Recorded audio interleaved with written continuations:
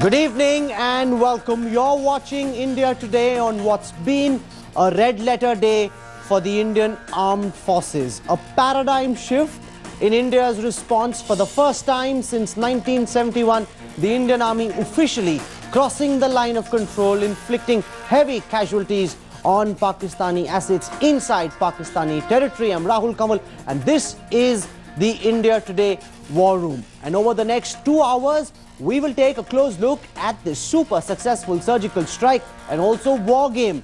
What might happen next? Because make no mistake, at this time, rattled generals in Rawalpindi planning their next move. Joining me is my colleague, India Today Strategic Affairs editor, Govt. But first and foremost, in case you've been away at work and have missed all the action through the day, let me give you all the operational details available in the public domain so far about this operation, which involved para-commandos from the 4th and the 9th Special Forces of the Indian Army going across the line of control in a heli-borne operation executed with immense precision.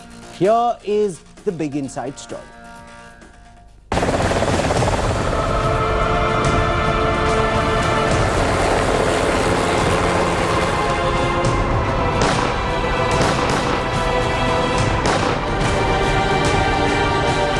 Exactly 10 days after the terror attack in Uri. Exactly 10 days after 18 soldiers were killed in the worst terror strike on an army camp in 26 years. India has hit back.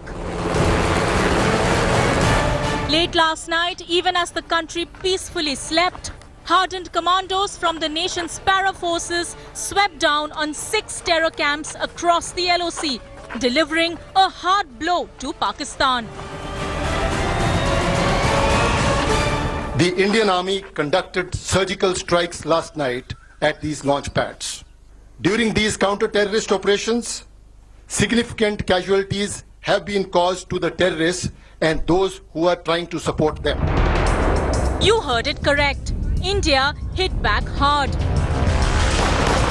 in a rare cross-LOC operation to avenge the dastardly killings in Uri. It is India's intention to maintain peace and tranquility in the region. But we can certainly not allow the terrorists to operate across the line of control with impunity and attack the citizens of our country. Pakistan-backed terrorists have been testing Indian patience for too long, and Uri seemed to be the last straw.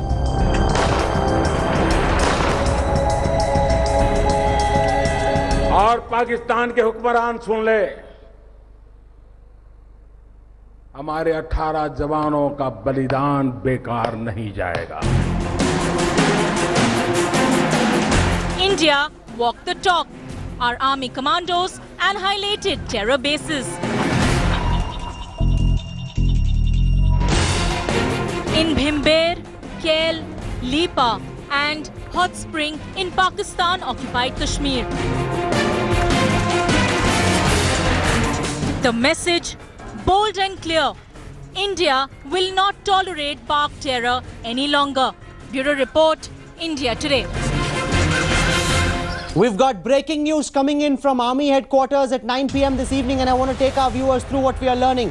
All 3 Indian Armed Forces, the Army, Navy and Air Force, are in a state of operational readiness, which means the Air Force's aircraft, fighter aircraft, can take wing in 5 minutes. That's what we're being told. We're also being told that all chatter from across the line of control between terror groups has stopped since yesterday. There's radio silence from Pakistan. The government telling us they're ready for any military retaliation from Pakistan. They are expecting retaliation. At this time, Defence Minister Manohar Parrikar, National Security Advisor Ajit Doval, Army Chief Dalbir Singh Sohag, they're still in South Block's war room, keeping a very close eye on the situation along the border.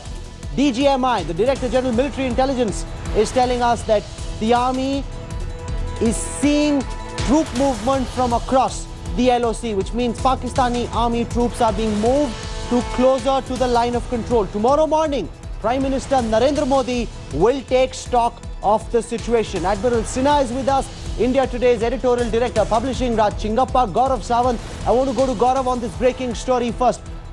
They're expecting a response. No matter what denial we're hearing from Pakistan, the army is not being fooled and lulled by this. They believe this is just a show. They believe there will be response. There will be response, otherwise Pakistan's army chief Rahil Sharif, who's looking for an extension, will lose face and he might as well pack his bags and go home. Point one. Point two, we were the first to break that story about IAF, Indian Air Force, increasing the number of operational readiness platforms across the western sector and the northern sector. So usually if you have one or two, today you have many more ORPs ready to take off. Apparently some of our aircraft are constantly in the skies. They're scanning the airspace. Gaurav, stay with me. I want to go across to senior BJP minister, India's law minister, Ravi Shankar Prasad is joining us on this broadcast. Mr. Prasad, welcome. You know, very often in the past we wondered, will there be a response? What will that response be? Finally, India is seeing a strong military response. What's the message the BJP and the Modi government is sending to Pakistan and to the world tonight, sir? First of all, I need to compliment India's armed forces for the heroic courage they have shown today. My salute to them. Equally, I am very proud of the leadership of my Prime Minister Narendra Modi, who told in Kerala rally a few days ago that the sacrifice of Indian forces would not go in vain. We isolated Pakistan diplomatically. We have shown our strategic might, and today we have shown our surgical power. All the three. You know, it is not without coincidence, Rahul, that only yesterday Afghanistan, Bangladesh, Bhutan, Sri Lanka all said we will boycott SAARC, and they gave reasons. Atmosphere is not congenial. Diplomatically we have done extraordinarily well world over. Pakistan today is seen as a patron, promoter and instigator of terror. Whether something happening in Paris or Brussels or London or New York or in India or at Uri, every terror attack has a distinct angle in Pakistan, duly patronized by elements in the establishment of Pakistan. And today India has shown the capacity. We can go, we can strike at the time and place of our choosing. That's Minister, what Army has said. Minister, what do you make of the fact that the Pakistani army is in denial? You're saying that you've crossed the line of control, that you've taken down Pakistani assets, but Pakistan is saying nothing of this sort happened. This is a very bizarre situation that India and the world find itself in. Our forces have gone and inflicted massive damage, and Pakistan says, nahi, kuch hua hi nahi, nothing happened. In fact, Rahul, I see the silver line part of it. Maybe they are getting reminded of the 1994 resolution of our parliament that POK is a part of India, integral part of Jammu and Kashmir and a part of India.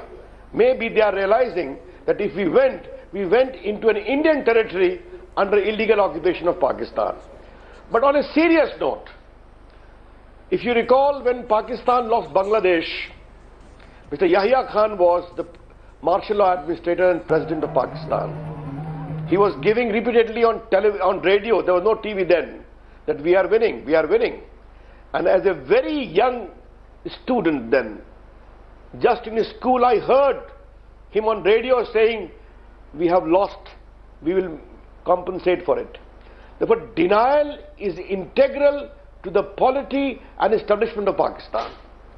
But I heard also you saying sometime on your channel that Mr. Nawaz Sharif has called a meeting of the cabinet to discuss Kashmir issue. Therefore, who is in control of Pakistan, we don't know. But we are concerned, we are committed to safeguard the integrity and security of India. Very question for you. Rahul, don't miss that. I need to repeat for viewers. Mr. Prasad, is this a one-off? For a debate here, I told you. No, Gaurav has a question. Gaurav is a colleague. Debate, please. Gaurav Sawant is my colleague. He's India Today's executive editor. He has a question for you, Minister. Minister, is this a one-off symbolic strike or is this the new template? Should there be terrorists, there will be a preemptive strike that India will carry out. Well, Gaurav, you are an experienced journalist. You very well know that strategic issues cannot be debated on TV channels. These are sensitive issues. But what is important is a mission statement being made by India.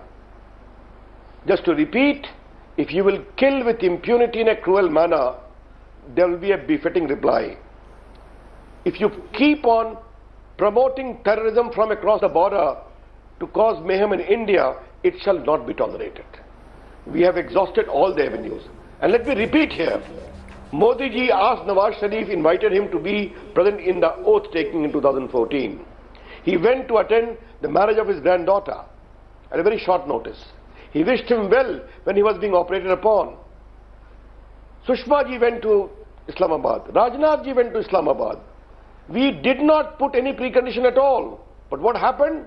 A strike, terrorist strike, and the final, after Pathankot, what happened in Uri. Therefore, today the nation's mood was keen for a strike, and we did to safeguard India's integrity, to show India's capability, and also our potential. Minister, what's your response to global investors? The stock market rattled as well, falling quite substantially. People concerned about what happens from here. What's the government's message, Minister? My message is very clear. India is emerging as a big global power. Only yesterday, Rahul, you may have seen the International Competitive Index, where India has jumped 19 points, emerging as a big global hub of economic activity. I wish to tell you that hardly 3-4 days ago, I have inaugurated the 40th mobile manufacturing unit in India, being manufactured by a Chinese company, Huawei. IT is rising, investment is coming, manufacturing is going, and that will go on. India is a mature country, a serious country, an economic powerhouse, but those who take liberties with our security will be replied to. And in that way, it only reinforces India's commitment as a good country, stable for investment and growth both. Minister, what's the response we are getting from world capitals? We're told that Foreign Secretary Shankar and his officials reached out to at least 30 nations. What response are we getting? Is there pressure from Washington like there was during the Kargil war on ensuring that things don't escalate, that the situation is resolved through dialogue? How do we intend to convince the world about the rationale behind a military option? First of all, you need to understand that we are undertaking our diplomatic offensive in a big way, and that is showing result. Pakistan today is a pariah, isolated nation, acknowledged as the promoter of terror. The needle of suspicion and involvement of any terror attack world over is referable to Pakistan. You know it very well. As I said earlier, Brussels, Paris, London, New York, Delhi, or anywhere. Therefore, if Pakistan, Rahul, remember two things. A great success of Indian diplomacy, that Afghanistan and Bangladesh both are acknowledged Islamic countries. Yet they said, no, Pakistan is wrong, terrorism is wrong. Saudi Arabia, to other countries, to UAE, to Qatar, all are understanding how Pakistan is becoming the central figure in creating instability promoted by terror.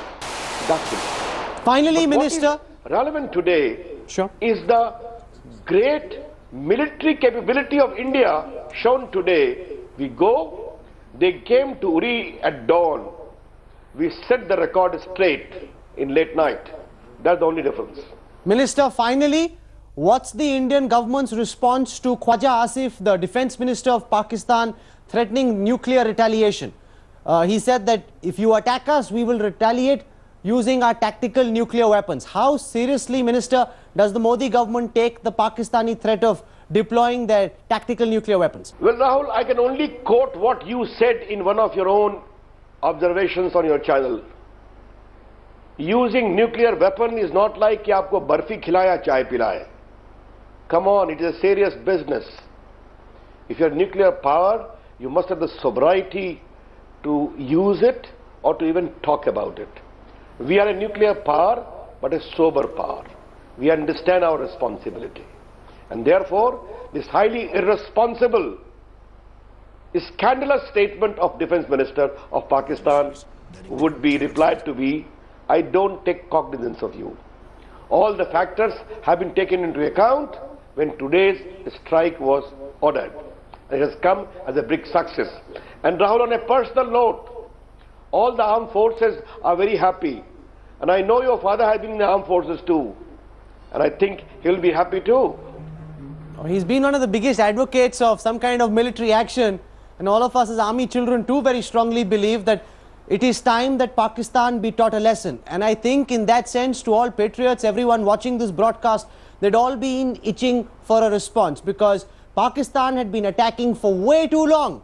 We'd been suffering, we'd been in pain. For the first time, do you believe that also shows political will, Mr. Prasad? Because these options were available. The same 4-9 special forces para-commandos that went in, they've been available. The best trained para-commandos in the world, itching to give a response. But so far the political will was lacking, Minister. Today, Narendra Modi is the Prime Minister of India. A man who is an epitome of courage, popular support and extraordinary willpower. And I'm very happy the entire country is in speaking with one voice, including all the opposition parties. There's a political consensus. India has awakened today. India has shown its might. Salute to our armed forces, and very proud of the leadership of my Prime Minister Narendra Modi. I'm going to leave it there. Ravi Shankar Prasad, Union Minister, for joining us on what's been a momentous day for India and for the people of this nation. Finally, a government mustering the courage to do what the people of India had been waiting for long. Thank you very much. I want to bring in Raj Chingappa, our editorial director. He understands the nuclear paradigm better than most others. This is the nightmare scenario for Washington, for other world capitals. What do you believe happens from here, Raj? Well, I think of all the options that the government employed today, this was the most sensible and feasible option. With given, I mean, you know, if you took at the options that we had 4 military options. One was to dismember Pakistan completely, maybe attack Balochistan or whatever it is and try and break them apart. The other was to take POK in some way, territorial sort of gains in POK. The third was to do an attack on one of the leaders, Hafiz Saeed or Masood Azhar. The fourth and the most sensible was to go across, make this lightning strike, come back without ceding territory or taking territory, but actually inflicting double the damage that they did. And so this isn't just symbolic. This attack isn't symbolic. No, it isn't. I mean, it's more than symbolic. It is, for the first time, as Rahul was saying, we have crossed the line of control. We've declared that we've crossed the line of control. Correct. I mean, it looks from whatever the briefing was. So this is the line of no control at the moment, but that's a different story. Now, I think when you come to the nuclear issue, Pakistan has laid certain thresholds, which is that if we take territory of theirs, large parts, if we defeat their army significantly, we create an economic blockade. I mean, these are the 3 scenarios. In this case, what we would expect is not an immediate nuclear, because we're not moving our troops either tactical or strategic kind of strikes, but what we would expect is 2 kinds of strikes. One, they would do a tit for tat, so they would like to cross the border at some time and show that they have the same prowess as we do. And 2, I wouldn't be surprised if there's another terrorist attack. So they will try a double whammy, in my opinion. General Shankar Prasad, one of India's finest military commanders, is also with us. Sambit Patra is joining us. General Prasad, as somebody who's led troops on the ground, what do you make of look at that smile. That's the smile of an officer who's been on our channel many times advocating such action, to a high level of frustration because nothing was forthcoming. Finally, a response from the Indian Army. What do you make of the operational success of this operation? The fact that we sent in not one team of Special Forces commandos, but multiple teams to different terror camps, all of those operations being carried out successfully and all our boys coming back. Rahul, it's a matter of which we are very proud today. Ours is a strong army, you knew it, I knew it, many people knew it. But today's action has put us at a level which is amongst the first 3 armies of the world. The Americans, the Israelis and us. Many people thought this army is just about okay. This army is not okay. This army is much ahead of okay. We have had this capability for a long time. We have the potential to do things like this. But unfortunately, we were not being able to do it for whatever political reasons there may have been. You will even recall at the Kargil time, many of us who were still in service at that time did advocate some kind of action across the line of control. But we were told, sorry, this is not the way we're going to fight. We're going to continue to respect the line of control. See, we have not actually crossed the line of control in the classic sense. What we have done is, those guys who are inflicting pain on us, which are the terrorists, they have been targeted and neutralized. Now, the question arises, is it the first and the last one we are doing?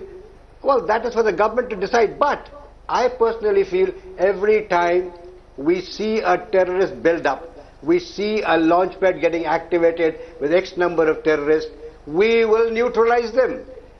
What that seems message now to be has gone that the loud and government has clear given the military to the generals in Rawalpindi. This, mind you, is a huge tectonic shift in India's operational position from here. We will not suffer. If we see terrorists mobilizing against India, we will take them down. Also with me is Admiral Sinha. We've got Air Marshal Ahluwalia. We've got the Army, Navy and the Air Force. Fine military minds joining us. We will look at what happens next. Remember, so far, the Pakistani army is saying nothing happened. Let that not fool you. They don't believe it. You shouldn't believe it either. There will be some response. Of that, the Indian government is absolutely convinced. What can that response be? What will be India's response to this?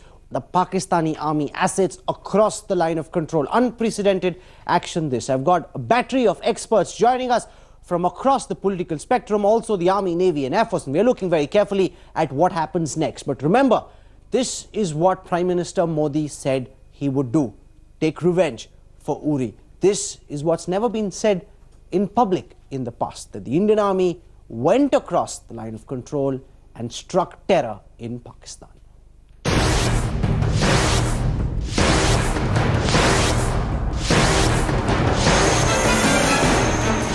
18th of September, shock, anguish, and then outrage swept India.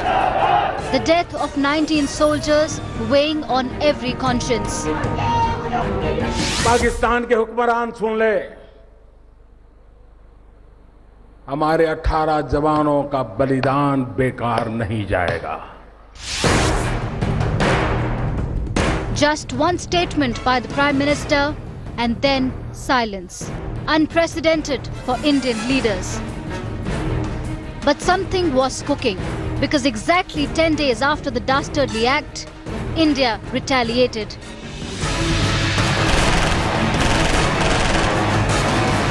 And the result was the biggest military retaliation of its kind since Kargil in 1999.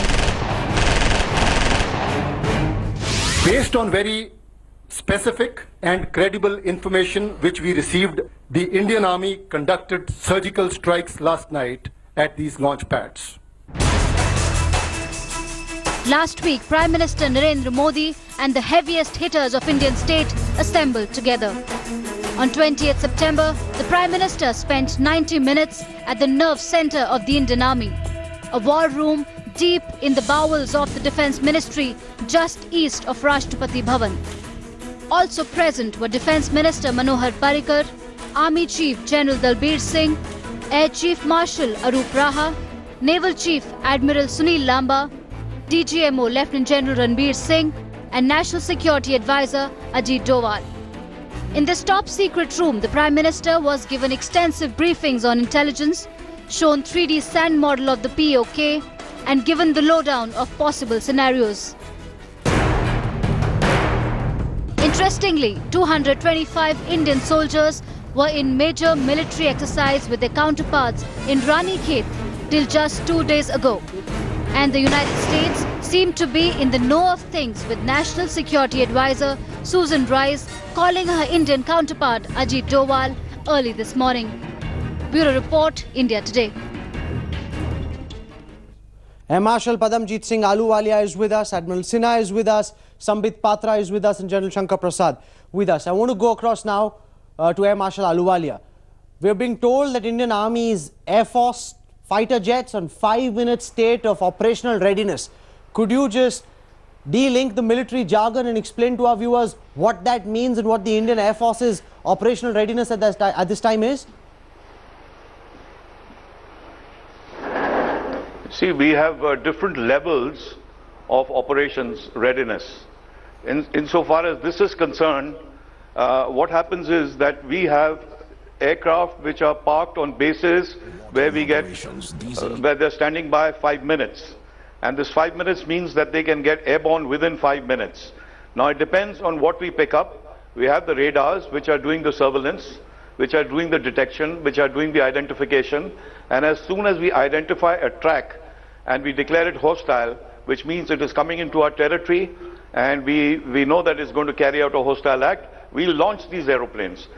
During peacetime, we perhaps have certain lesser number of airfields where we have the operations readiness platform, ORP, but now in this case, we'll definitely be covering the entire western border on standby 5 alert. From 5 we can go to standby 2, and then after that of course we take off. So therefore the Air Force is on full alert. If there is any action that Pakistan thinks or feels that they are going to take, well, I think they will be in for a big surprise, because our defenses are very, very strong. Okay, Admiral Sinha, your sense on the Navy's state of preparedness and the overall response that we've seen from the Modi government? First thing is, when the ships and submarines are in harbour, normally they are at 24 hours of notice. And as the escalation ladder or the warnings begin to give you an indication that is going to sort of flare up, then you bring them down to 8 hours notice, meaning that from the time you give an order, within 8 hours the ships and submarines will be able to sail. But considering that it's already 10 days, they would have been brought to 4 hours notice, meaning that in 4 hours they will be able to move. And depending upon the manner in which the escalation the government wants to take it up to, the submarines will be the first. So that's the big question, and I want to ask that to all our guests. Will there be escalation? Starting with General Shankar Prasad, the Pakistani army so far in denial. They're saying nothing happened. Is that just an attempt to try and keep tempers down? Is that an acceptance of their inability to respond, or is that just a bluff to try and fool people into believing that they won't do anything? No, we can't do that. We can't do that. We have taken a very strong action. We have carried out surgical strikes across the line of control. We would have taken every aspect into account. We should be quite prepared for a reaction from them.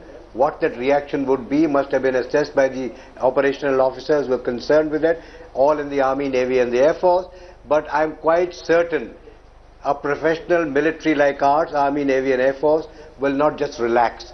They would have taken every possible step to respond to whatever possible actions Pakistan can take. So please understand that this is not a standalone action. It's a well thought out action by the Army against the militants of harbored and sitting in Pakistan across the line of control. They have been eliminated. So if Pakistan is going to respond, we would have factored in our planning, all three services, and maybe even beyond that. Therefore, please don't feel that this is the end or start of the end of it. This is just the beginning. Where it will go, we do not know.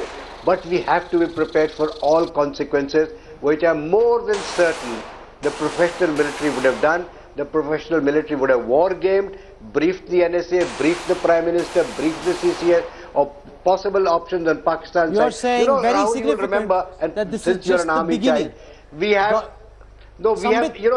Rahul, every time, whenever we have a war game, we have an enemy syndicate. So today also there must have been an enemy kind of syndicate which will say, all right, if you were Pakistan, what would you do? So somebody must be acting like an enemy today in the armed forces of India and saying, all right, I can do this, this and the other. And that kind of war that's game interesting, goes on and all I want the to spend time. a moment focusing on that, but I want a political response from Sambit, because Sambit, what we've also seen, and this is very significant as well, is coordination from all our armed forces, from all our intelligence agencies. Usually there's a lot of bickering, intra-agency, inter-agency fighting, from the Ministry of External Affairs to the MOD, the NTRO, the IB, the RAW, the Army, the Navy, Air Force, all of them acting in sync, in concert with 100% alignment. That by itself is a big difference between this response and previous responses, Sambit. No doubt. In fact, as far as the forces are concerned, I believe there may be some bickering, but largely they work in unison, and discipline is their call game. But look, I mean, such is the unison in the country today that even better noise in political dispensation, the Congress and the BJP and the other political dispensations stand united. This is the beauty of Indian democracy. When we talk on terms of national security, we all stand united and we're ready for the consequences. But having said that, let me come to this term surgical strike, which has been used most number of time today, and I have a different theory to present over here. What is a surgical strike? A surgical strike means a strike with precision. A surgeon puts the incision with great deal of precision, not an incision here or an incision there. Incision has to be put only over the tumor. What was the tumor? The tumor is terrorism. The tumor is not Pakistani civilians. The tumor is not Pakistani establishment. The tumor is not Pakistani army. The tumor is the terrorism that was propagating within the Pakistani dispensation. The tumor is all that supporting structure which supports the terrorism. So naturally it was quite precisely planned surgical attack. And in surgical strike, in surgical incisions, while you remove the tumor, you do not bleed beyond a point, in the sense that not a drop more. So when today the surgical strike was conducted, it means it was not Indian army against the Pakistani army. It was Indian army taking on against terrorism, which is our right. It is right to defend its own citizen. So to say that an aggressive India attacked Pakistan would absolutely be wrong. It is a peaceful country, a peaceful India protecting its citizens. A big and attack that's why today is orchestrated by the Pakistani army. Make no mistake about that. I want Admiral Sinha to talk about what may happen next. Are you expecting a response from the Pakistani military? Will there be possibly terror attacks, sleeper cells being asked to press into service? Will you see along the line of control, as you got a huge amount of deployment, LOC becoming active once more? How do you see this go? We just heard from Shankar Prasad. He says, General says, this is just the beginning. What happens next? Okay, the point is that, whenever you are in a situation when offensive has been done today, obviously you always hope for the best and prepare for the worst. So for the worst, all the heads would have been put together and they would have prepared for all that is likely to happen or may happen. And it will completely depend on how far will government go, depending upon the response of Pakistan. The first point... No, because as General Shankar Prasad said, there's always an enemy delegate. So if you were a Pakistani army admiral or a Pakistani army general, how would you be wargaming it? Remember, I want to show our viewers this. At least 2 lakh soldiers of the Pakistani army, one surgical corps is actually strike corps is actually deployed along the northwest frontier province. Here, they're deployed here. They're fighting a very bloody battle where artillery is being used, the air force is being used. These were forces which were earlier deployed along the line of control. They've now been moved to the western front. Does that in any way, General Shankar Prasad, impact Pakistan's options? They don't have the number of forces they did earlier. Their war reserves are not quite as much as they were earlier. Does that impact Pakistan's response, General Prasad? You see, we don't want to go into detail the deployment of Pakistan Army, but we do know that 2 corps-sized forces which were on their southern side have been moved up into the northern borders.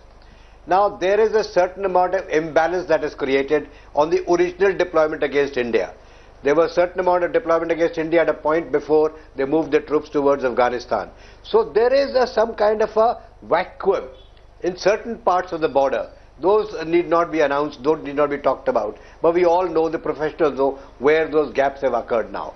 So Pakistan is vulnerable. Pakistan has got some vulnerable areas. Whether we exploit them or we don't exploit them is a matter for the government to decide. But today's issue is this, Rahul, that we have taken an action against a terrorist launch pad. What will Pakistan respond? Pakistan will certainly respond. They will perhaps heighten the militant the terrorist activity. They may, as somebody just said, activate some sleeper cells inside the hinterland. They may activate some more activities inside Kashmir. They will make the line of control more active, and they may do some artillery shelling across the border. Various options available to Pakistan, and we would have taken care of that. There are certain VAs and VPs which we have to protect. We would have protected them already. There are certain bridges which we need to protect, we would have protected them already. There are certain other vulnerable areas and positions, we would have done that already. So whether a lot of people wondering, does this serve any purpose? Because if you look at the responses, they're saying, you've sent out a message, but will that stop, what will that stop Pakistan from doing? Will it stop Pakistan from doing anything at all? First, let's say it's a clever and brilliant operation. Both in terms of what you described, all the forces coming together, whether it's the Air Force, whether it's intelligence, the Army, the diplomatic corps, and putting together this great answer that's there.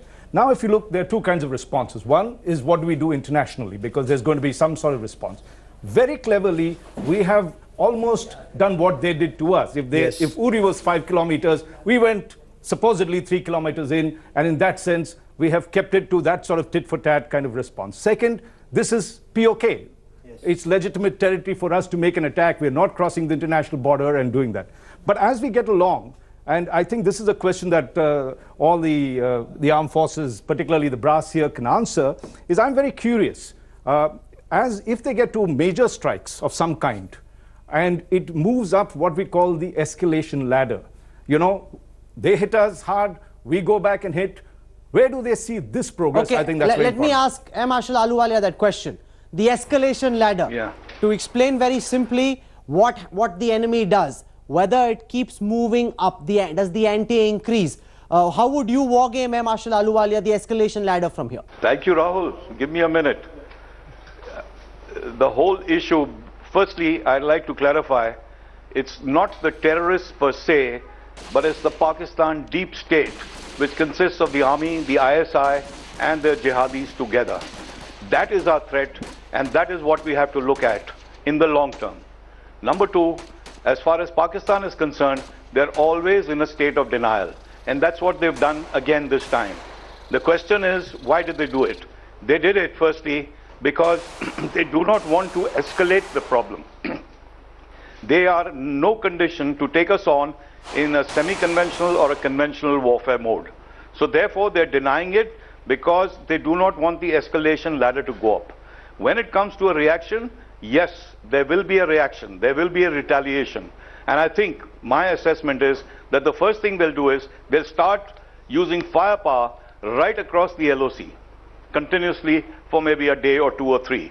That's the first thing they'll do. Next, after some gap, they will try to send in terrorists again to create mayhem, possibly within the J&K area and probably within the Pooch sector. Now, the question is, are we prepared? We are, I'm sure, prepared to take on any kind of contingency that might arise in terms of a retaliation. When it comes to long term, once again, the nuclear blackmail, it doesn't help. We have a combat ratio which is towards us, advantageous to us, positive towards us, of 2:1. Through the Army, the Air Force, and the Navy, of course, is much more. So therefore, the question is, will they retaliate? I think it will be a very quiet retaliation. Now the next point, the fourth point I'm coming to, is whether anybody will interfere. United States, no way. Whether it comes to China, no way. They are going to give you a lot of lip service, but they're going to do nothing about it. It's a bilateral arrangement. And in fact, diplomatically, that's the last point I want to make. As far as diplomatically is concerned, I do wish that the Foreign Service, the diplomats, the MEA, would take on and try to eradicate or try to withdraw Resolution 47 or 48, the UN resolution, which talks about plebiscite. If that is withdrawn, of course, China will not withdraw it because it is Canada, the UK, the United States, Colombia, and China. China may not withdraw it, but if the others, informally, if nothing else, say that we'd like to withdraw Resolution 47 or 48. I want to put that question to Sambit Patra, because we saw Khwaja Asif, the Defense Minister of Pakistan, very casually, Sambit, talk about tactical nuclear weapons being used in response to any Indian military action. How does the government intend to deal with that threat, and is that just a bluff that we've called? The two important things. First and foremost, the statement of the Defense Minister of Pakistan itself shows as to how irresponsible Pakistan is. Because some amount of sobriety, some amount of responsibility is the call for any nuclear nation. No nuclear nation. Look, India is a nuclear nation. We never call in for a nuclear war if we have any kind of problem. Maturity is something which is quite essential. Number two, look, I mean, I cannot answer the pessimists, but I can only say that, well, if Pakistan is a nuclear state, well, so what happens if we go in for a surgical strike? Will there be no further attack in the future? But that does not mean India would just kneel down and say, let me put up my hands because Pakistan is a nuclear state. We have to have our own strategies. We have to formulate our own way ahead. And I think everything would have been taken into being. Everything would have been factored in while our CCS committee were delivering on this. Thirdly, and very importantly, look, if Pakistan wishes to retaliate, before retaliation, clarity is the call. But over here in Pakistan, we see Confusion. Every department is reacting in a different way. Rahil Sharif reacts in a different way. Nawaz Sharif says that this is not the way, there should have been no LOC attack, while Rahil Sharif plays it down, he says that there was no attack. The foreign ministry plays it in a different way. That means that there is a sense of confusion, they do not know how to react. Let me tell you why the sense of confusion exists. India never had this sense of confusion, whether it was Pathankot or whether it was Uri. Confusion lies only when you are trying to protect the lives, when you are trying to protect terrorism. Clarity is when you are fighting for the truth. India has always fought for the truth, while Pakistan is trying to propagate and protect terrorism. That's why there is confusion. Okay, the big achievement of the government of the day We've got breaking news coming in some... Yes, go on. Go on. Big achievement of the government of the day is from Kadi Ninda for many years to Kadi Karyawahi. This is what I believe is crossing that psychological barrier that India had for a number of years. This also puts successive Indian governments under pressure. A template has been set, now the response cannot be different, and that is something for Pakistan to think about. We're hearing from Islamabad that the Pak army has just released the images of 2 Pak soldiers who've been killed in this attack. You're seeing those images up on your screen right now. One after another, 2 Pak army soldiers being killed in this attack. Can I just show it on my phone? There it is. Those 2 soldiers who've been killed in this attack, they're the only 2 that Pakistan is willing to admit. Worryingly though, Dawn Gaurav is reporting in Pakistan that 1 Indian soldier has been captured. Now the Indian army said that all of them came back, but Pakistan is somehow claiming that they even put out a name, they put out where he's from. What do you make of that? So I have been on the phone with top sources in the army headquarters and in Northern Command and in Srinagar Corps. All of them are denying it as of now. All of them are saying all the soldiers who went in, all of them are back. When I asked, has there been a raid elsewhere? Has something else happened? Has there been a border action team? This is being verified. This is being verified both north and south of Pir Panjal, Rahul. But the response I have from a very senior officer is, all our boys are safe. We will wait for Pakistan to put out more information. It could also, Rachingappa, be PSYOP, psychological operations. They don't have to produce this 1 Jawan they claim to have captured. Just say something, that we killed 8 Indian Army's Jawans. How does it matter? Just to try and placate anger inside Pakistan? You know, if you look at the fact that they've flashed these 2 Pakistani soldiers who were killed in this operation, there is some sort of build-up happening. And you know, one of the things, just as it has united India, and you could see across the political spectrum in India, this wonderful sight of all the political parties actually congratulating our army and our armed forces for what they've done. I would think there's going to be, unlike what Sambit Patra says, there might be confusion at the moment between the defense minister. Okay, I've got breaking news coming in that we're being told that the army is denying that any soldier has been captured. We're being told that this report, which first appeared on Dawn in Pakistan, is not true. Pakistan has put out those 2 images. They also put out a story through the media. Dawn is a reasonably respectable newspaper in Pakistan. They said that 1 Indian soldier was captured and 8 were killed. The Indian army is saying there is not a single Indian soldier who's been captured by Pakistan. That, Raj, shows how successful this operation was. I have no doubt about that. And I think, as I mentioned earlier, a brilliant operation that went across and shows our prowess, shows our capability. We're not rusted as everyone thought we were. And we've demonstrated that. But we were talking about the Pakistan response, and that I think is key, is I think this will unify Pakistan, the divisions that they had. Then you have an army general who's out to prove that he deserves an extension. He deserves an extension and he needs to show something. So we need to watch, firstly, their response. So far, we've kept it and told the world it's at the LOC. So you'll see world reaction muted, as not as strident if we cross the international border and we had to mount it. They will, of course, be concerned about the buildup of troops, of what is reports that are coming up there. Then begins the little game that happens. How much would you hit me? How much would I hit you? Now, when we are talking of the nuclear part, that comes, you know, the tactical nukes that they've been threatening us with, that you would use only in the event when a formation of Indian army tries to cross the LOC, or, you know, they feel threatened by that. Even that will require massive retaliation by India, because we're not going to go tactical. You know, so far, even after Kargil, there was India no was strike. on the back foot. Yes. Well, just to correct, on Kargil, unfortunately, I mean, I've done a book on this. We did both sides signal their nuclear intentions. And that is one of the reasons why America intervened, because that was when Bill Clinton told Nawaz Sharif, you're going down the wrong path, you better pull back. Apart from the fact that they were defeated by the Indian army, this was another reason. But a lot has changed between the 90s and now. Pakistan's position and Pakistan's importance to the United States now very different from earlier. Pressure now is on Islamabad. Make no mistake about it. We're slipping into a break. Our coverage continues on the other side. I've got three important pieces of information which I'd like to break to you when we come back on the other side of these messages. You're watching a live and continuing coverage from the India Today War Room.